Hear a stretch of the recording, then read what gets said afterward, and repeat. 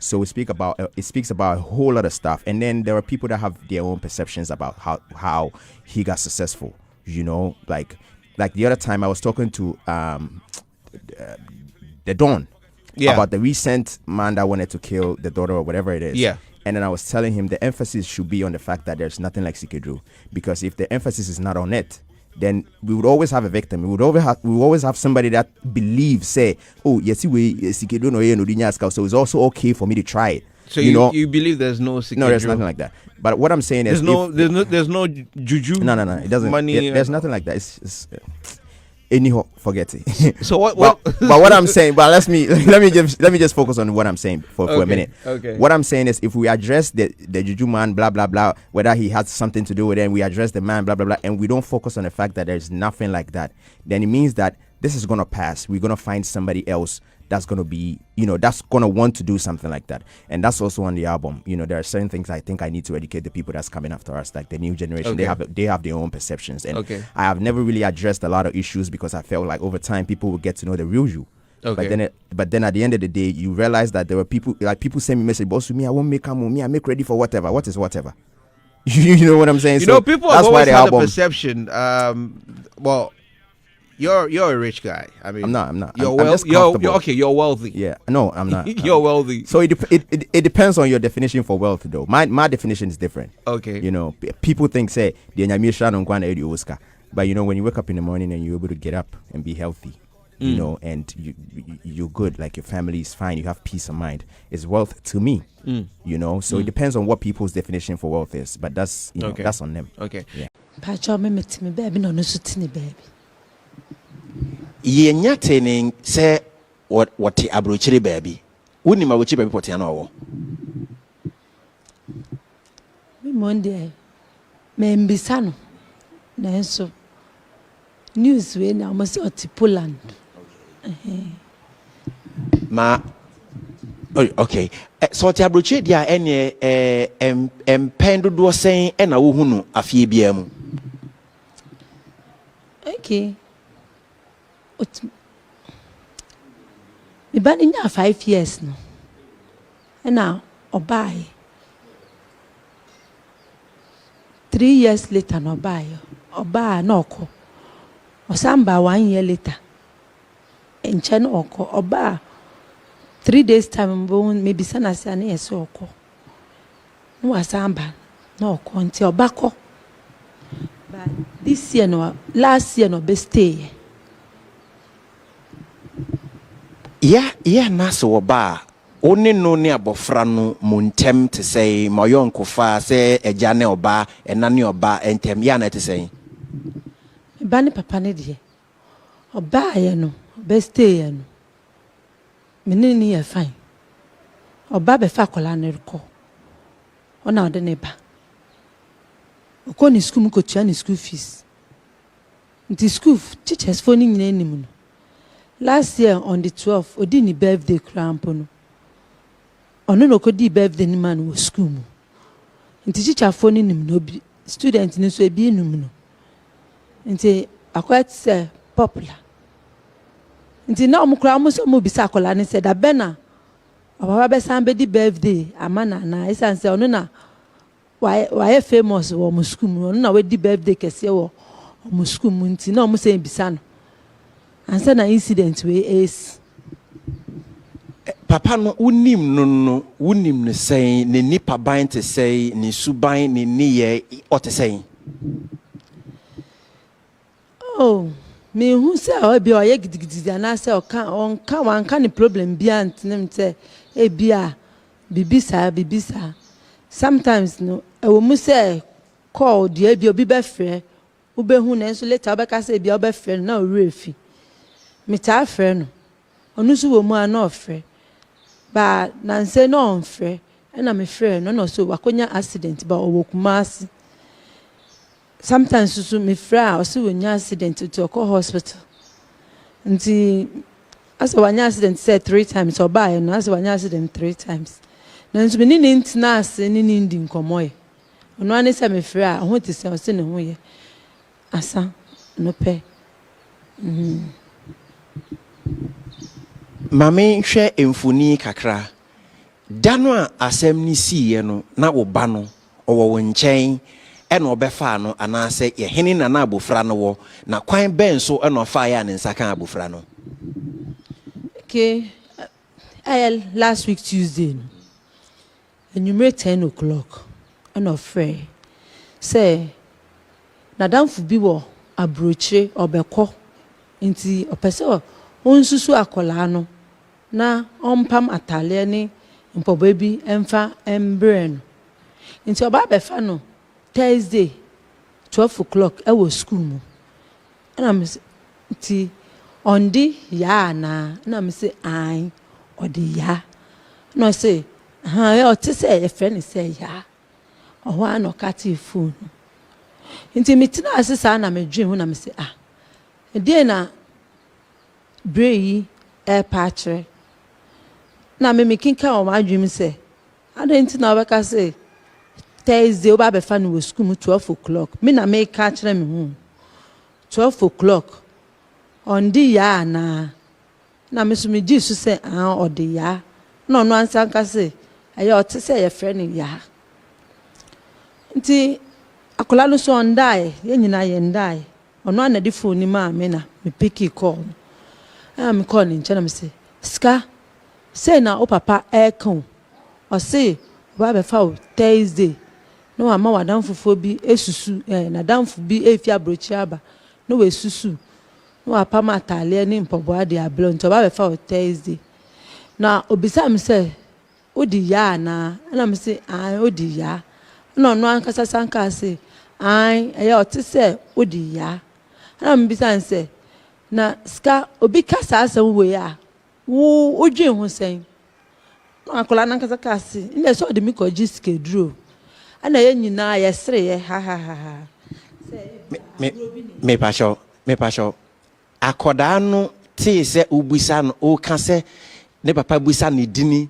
ene ne krada no akoda no ankasa kan se ne papa de ne ko gi Sikaduro ana se ono de okan ni ye nyina joke ase nya so de mi ko gi Sikaduro ye nyina ye kan say jokes keke say if say so amote nsem omonim nsem say o krada o ba be fa o krada ni nyama me de me ba na me ne omudi nkomo me nso me tu omofo nti me kan sa akire no say ono a obi so ba be fa o Thursday o so wo di ya na me so me kan say o di ya na o say o ya o ti say ye fra wo ya nti obi kasa asem we kirewa wo badwe ho sen na se ne se ode mi kwaji Sikaduro sa na kola ne kai me ntwa ntro ngu akola ne soso aya na adwuno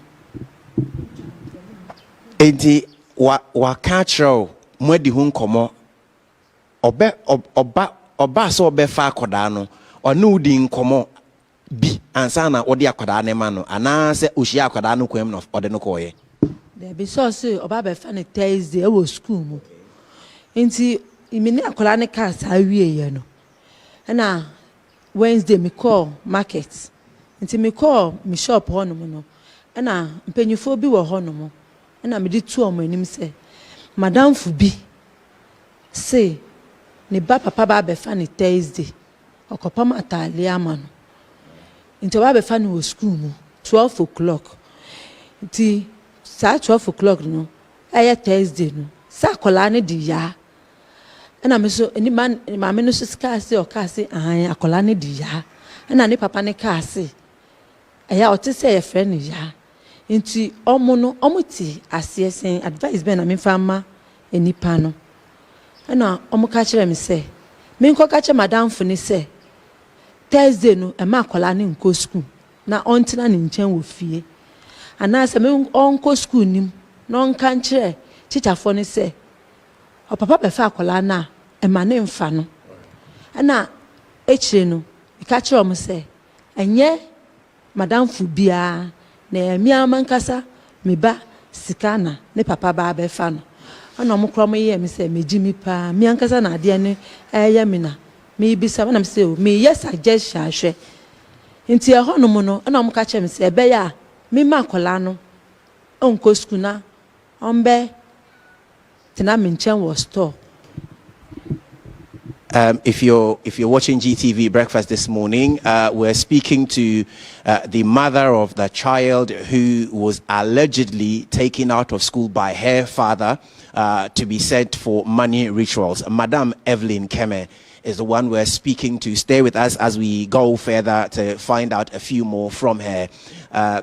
She's so far giving us a little background, the man, his character, his nature, where he has been, where he was, and also the circumstances leading to how he got hold of the child, and also certain questions preceding how he got hold of the child. In fact, the child herself, from what the mother has just told us, became a bit suspicious about questions the father had asked the mother about her day of birth, her name, and other things surrounding her. And having discussed that with her friends, they told her they're suspicious, and so she should not allow the child to go to the father. Let's go back and speak some more with Madam Keme. Ma menhwe inti ubo ni nyina tugui ena oma sika eko school. Na oko school no dai ni siye. Oko school no papa na ambefa no. Inti ni numre 3 something hono no na ofre ye say wa ba na mso de bi on mai na obi sam say tambe na omopon na mso ompon 3:30 na nso no on mai. Inti na ka jan say the Friday anopa oba befa no e de na akọ na msi you. Inti akola ne ba na me ka che ni say o papa say Friday oba befa o akọ na adechin Tadichi na expect say obe friend them. Why I bought akola na siesie no oba be ko school nti I bought say 640. Na papa ne frɛ say oba be fa na me say akola na nkasa oni papa ne nkasa. Nti odi papa ne kasa na ka che papa ne say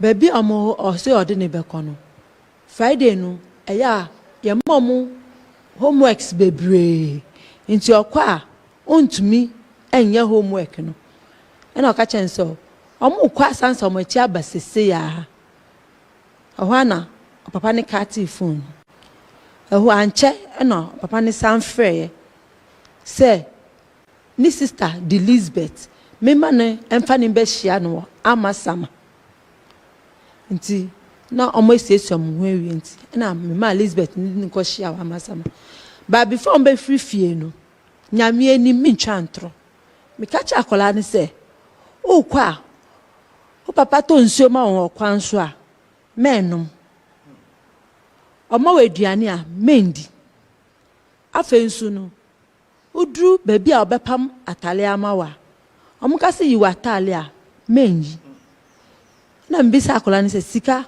me de wo kwara se me ne wo kwa akopam atale a ye yi watare ana o se da bi I'm say mo konso a hwe no anda o ka anim ona si you nti am kan say so mudru na say omo si chinchina yi wa tale a kikem na ka say me papa de mi koji Sikaduro me papa de mi koji Sikaduro me de me ka chile no me ntwa ontro me ka chile no say woni mi ka ju ti me ka chile me pacho anye bia papa no boso ma o te say owo or how or sikasem or how pacho wan kanchile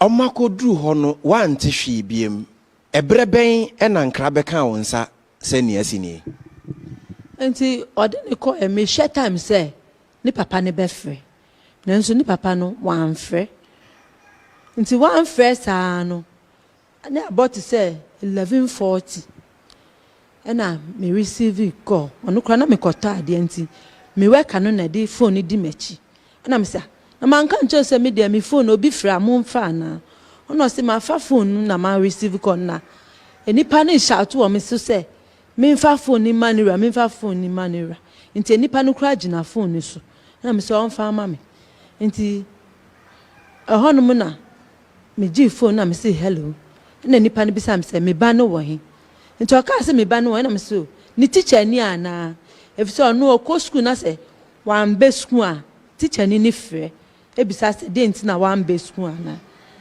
nti no say enye ni teacher ni na oye police ni na oba ne na ne de ode ni number ama me nti oba no wo police station one ni papa sese a na oba no o papa de ni kwaji Sikaduro sana police ni oso oye police ni kan nti omo oyibi and I'm say no yibi ni kura ewo himfa me ni mo yibi o ana say ewo adenta nti me mbra sese a nti eho ana me di mika me furu ka kosi wa amasama na me hia obi na me ka chen say obetimia ne kan ye correct ana obi mom kan ye correct nti ne kan ye correct ana ono say ai obetimi di me akwa adenta ana ono say ai nti eho no no na ode me ko na me ne ye suggestion wo ka nim say na police ni na frame moreover no nipa no so ya igbeni ana o ka say we hia ni nua ba na sasem ato ne de wo say ode me ko nti ana ode me ko ye sa na ekodu adenta police station. Right. So once again, thank you very much for joining us. We're coming to you live from Dar es Salaam, somewhere near Amasama. We're speaking with Madame Evelyn Keme, the mother of the child who was allegedly going to be used for money rituals somewhere last week. We saw the videos on social media and how the circumstances in which the father was handcuffed and taken away. I asked her about the circumstances of the father, whether or not the father had ever mentioned whether he has any financial problems. And she said, as far as she's concerned, no, the man has never mentioned any such issues with her. Also, whether or not the relationship between father and child. And she explained the father has been really very nice with the child, even though they don't live together. On the child's birthday last year, which was the 12th of September, it was the father who threw a big party in her school. And so every now and then her friends will ask when the next birthday will be and when daddy will show up. I asked her also about the circumstances leading to how the child got to the father. And she explained that the father had called previously to ask about the child's name, the day she was born. And when she discussed that with the child, the first thing the child could say was, given what questions my dad is asking about my name and my day of birth, could it not be that he wanted to use me for money rituals? And they both laughed over it. And then when she went to work the next day, she discussed the same thing with some of the women who trade with her, where she does her chop bar. Chop bar is a mini eatery in our local parlance. We call it chop bar. It could be a restaurant anyway. And so after she had done the discussion, friends who work with her told her that given that the man had called you to say he is coming for the child on that day, please don't give the child away to him. And if it is possible, don't let the child go to school. Keep the child at home and don't allow the child to go. Indeed, she didn't pay so much attention to it. She allowed the child to go. But before the child went to school, she warned the child and say, if your father comes for you, on the way, he buys you water, don't drink. If he buys you food, don't drink. If he buys you food, don't eat. And even in the car, do not sleep.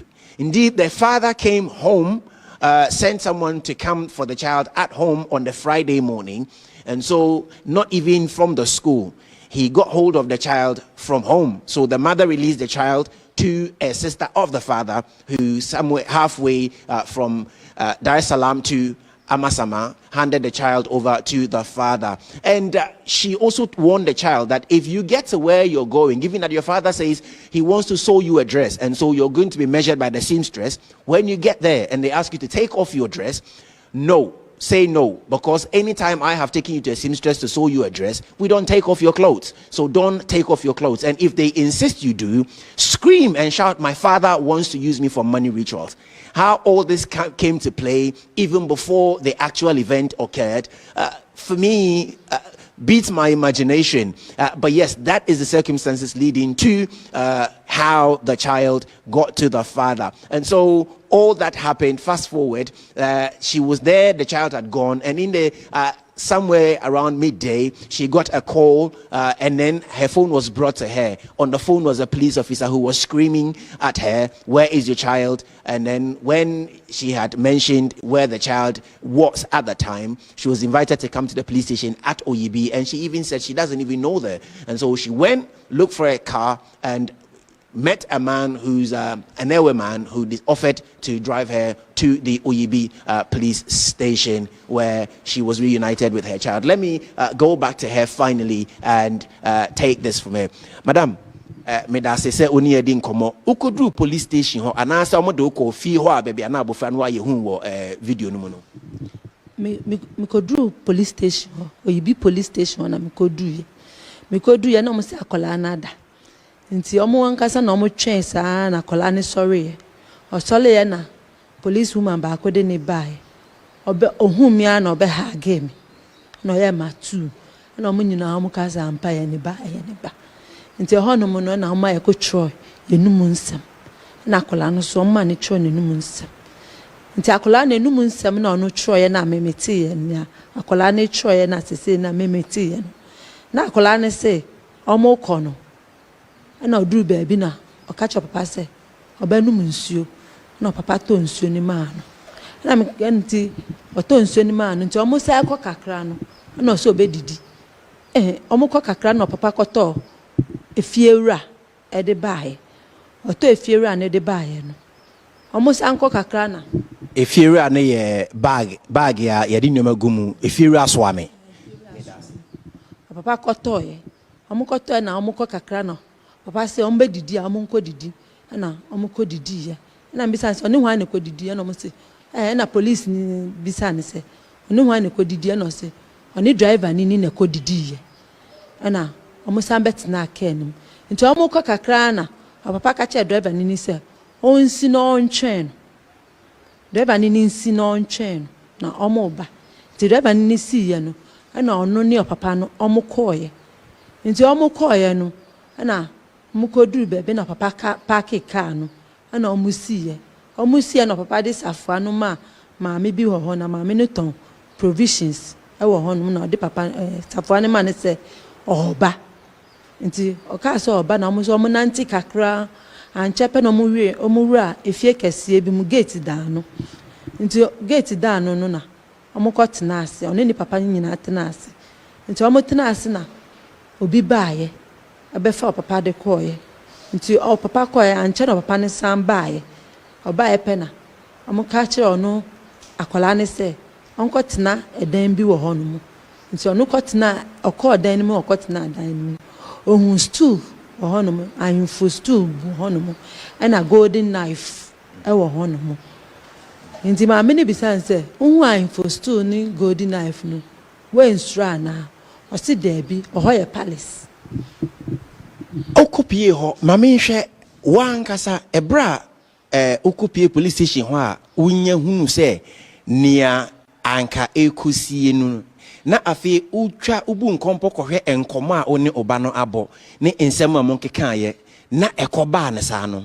na etewsen wankasa na etewsen okay mi bo shake nenso anya mi beble e se mi ka chen se omukwa edru honum na se bibisa na onja ne no nkike mu se papa de me koye Sikaduro ntino me fi se bia onu na oko oshi obi na okache na nipa niko police station ntina bia police for ne frame no omo ka se akola na di mi number omo akola na di mi number ne ma omo se on frame me nti minim se bia akola na akokache police for ne se ebi ni papa de ni koji Sikaduro efisa nse na ya kan wo fie ni ntino nti ma mfre o papa line no me ntwa ntro ma mfre nti ma adwini se me call police station wona se ampa se oka asem na ye kan nti na oka sa ache police for na de na no onimo papa number nti me du ho ankrofo ne be bisa me o papa number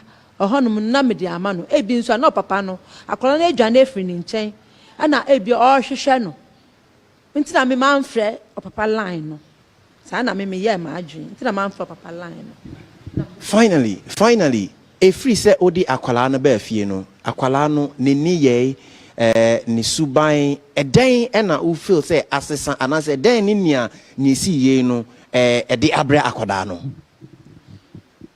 Oh, say there me man there. Me mfa bibia nsi omo. If you say me ana me tete omo.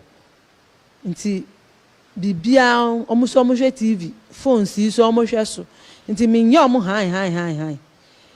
Nti bibia besi bia no ye nyina ye di hu ye discuss nti omo no o fi say bia ebia papa ni omo hu nti no me ye bibia me ma obi ehu say me ni adaje me djuma ye me djuma nti me ma omo hu me bibia nti wono ombo shake kra Nti se uja na kwan se onku school a na nije obaye na nije me ba ma be hu se odi agro ba me nchen ni den asesa won ne suban mu den asesa won se ne osifa ya na de se na ye ti dada no sa bibia nsesa won ho ye ba ntina police for no say e bia on be ku ni school nia ebe ya ne pen say ye kwa asori Sunday no kola bi na ye no say una ye do papa do kwa kwaji Sikaduro ye as you scapegoat na do kwa kwaji Sikaduro akola bi na edi dinu rof akola ba ko ba o kire me akola no ya da se pa se oni yen edi enkomo ma be hu se grandma ewa ha o uncle so ewa ha abusuafo wa brochire nso afro bebre brono a wote so no sen ena omo nso omofa asemu esi yi bebre aba na oma aba share and cry oma ba share and cry. Medase, thank you very much once again for joining us. I've been speaking with Madame Evelyn Keme, the mother of the child who was allegedly going to be used for money rituals by her father. I've asked her a few questions, and in the last few minutes, I asked what the relationship with the child and the father had been, and as far as she's concerned, everything has been okay. And I asked when the child had left and they had gone, and the call came to her that this is what had happened, how did she feel? And she said, well, given that they've discussed it, she felt perhaps the child had run away and had gone to the police to allege that, in fact, that is what the father had wanted to use her for. And so for her, leaving home and getting to the police station, she didn't even call the husband's or the father's number because her plan was to get to the police station, get hold of the child, and if it is exactly as they had discussed before the child left, then she would explain to the police that had been the plan. And so then from there, she will call the man, but then arriving there, she realized that's exactly what it had been. And then the child was made to write her statement. So what she gleaned from the child's statement was how she got to the house, and when she got there, what was there. This has been the special sit down with the mother of the child who was allegedly going to be used for money rituals by her father. Her name is Evelyn Keme. As always, my name is Darrell Alan Tego. This has been #GTV Breakfast. Thank you very much. Take it over, Kafui. And thank you very much for the interview, very extensive. We have two questions that we want to ask you from my guest. Bright, what's the question you wanted Alan to ask Evelyn? Yes, my question is that I find out from the woman when they handed the child to her, what was the processes like? Okay. By the police. Okay, and then Christine? He said that the woman said that they live separately. So I wanted to know about the access that the man has to the child. How often the man would go and see her. Okay. So Alan, two questions.